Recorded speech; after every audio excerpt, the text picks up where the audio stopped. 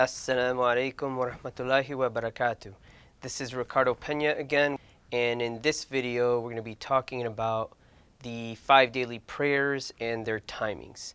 So, the quick answer to this one is you can basically just download an app to your phone that has a prayer timings on it, or you can get a printout of the timetable from your local masjid, your local mosque, or you can go to the Mecca Center website at meccacenter.org, where you'll see on the home page, you just scroll down a little bit, and you'll see the prayer timings in a table on the just to the right of the page. If you're on the phone, you just scroll way down. Eventually, you'll find it. Now, on the Mecca Center site, it shows the beginning times of each prayer, and typically the beginning time, and you look at the next time down in the list, and that will be the end time. So that's the window of time that you get to pray that particular prayer. You'll also see on the website that it says a word called iqama, which basically means that that's the time that the prayer is going to be conducted at the mosque. So if you're going to go to the mosque, you're gonna want to definitely be there before the iqama, because that's when they actually start the prayer. That being said, the rest of this video is going to be devoted to kind of giving you some background about how those timings are established. Personally, I found it very helpful. This is one of those things that I wish someone had told me when I first became a Muslim.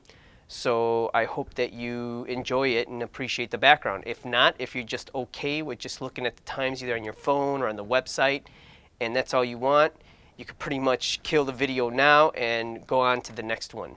But if you're curious about the background, just stick with me for a bit. So the first prayer is the sunrise prayer, the dawn prayer. It's basically the first prayer of the day, the first of the 5, and it's called Fajr.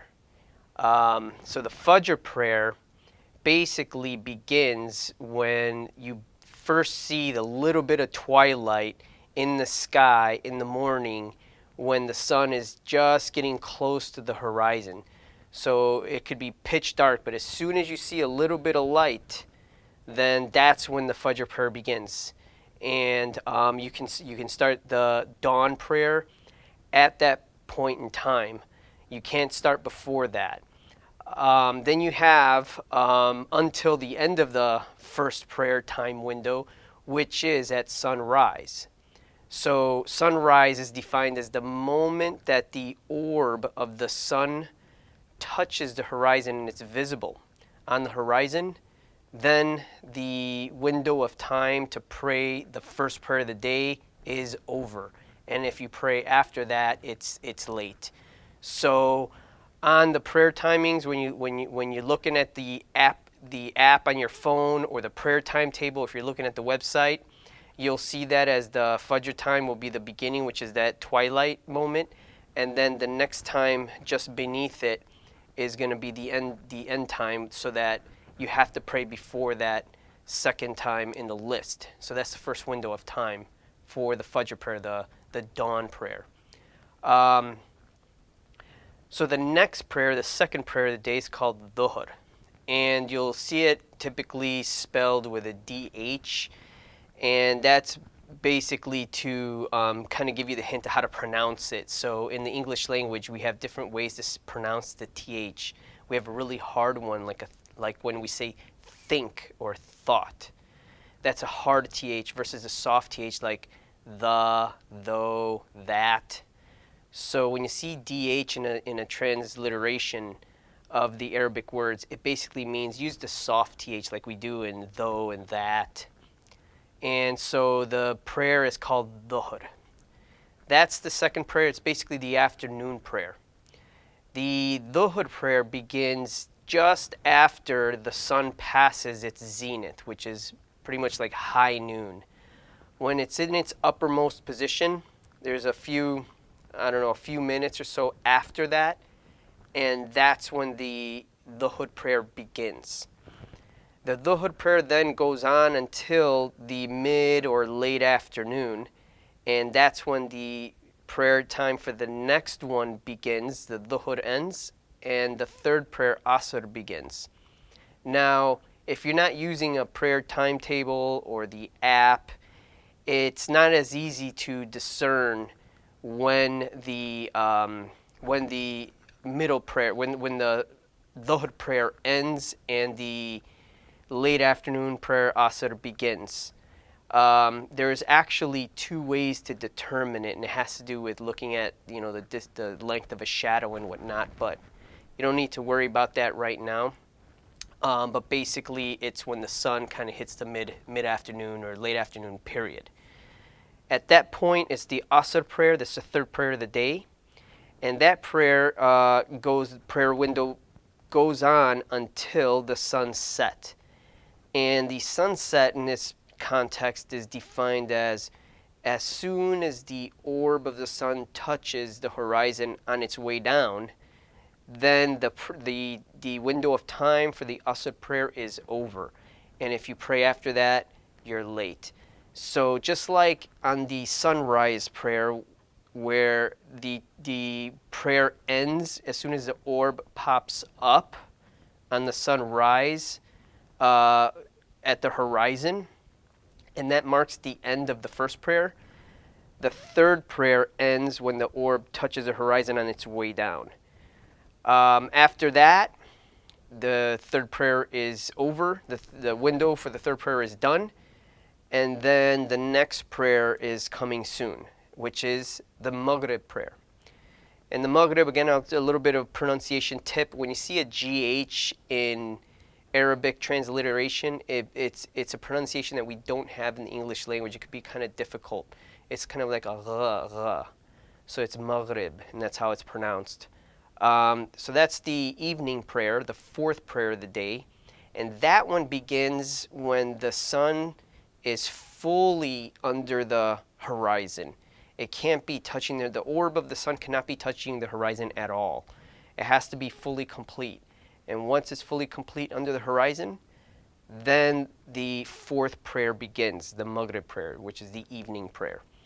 That one goes on until the twilight of the evening is completely gone, which is the opposite of the first prayer.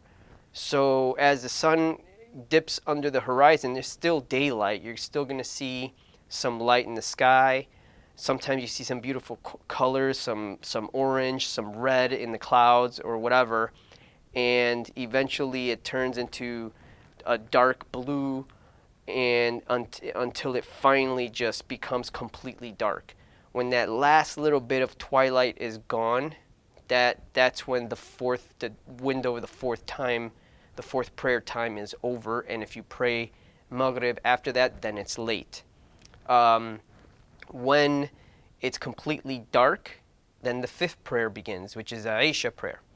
And the Aisha prayer, which is the late night prayer, begins when the full darkness starts, and then it goes the whole night until the twilight of the next morning shows up again, which is the dawn of the next morning. So the fifth prayer window is pretty much the whole night. On that note, you typically want to pray at the beginning of the prayer windows.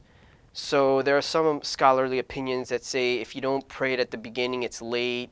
And some scholars say, no, you have the whole window of time to do it.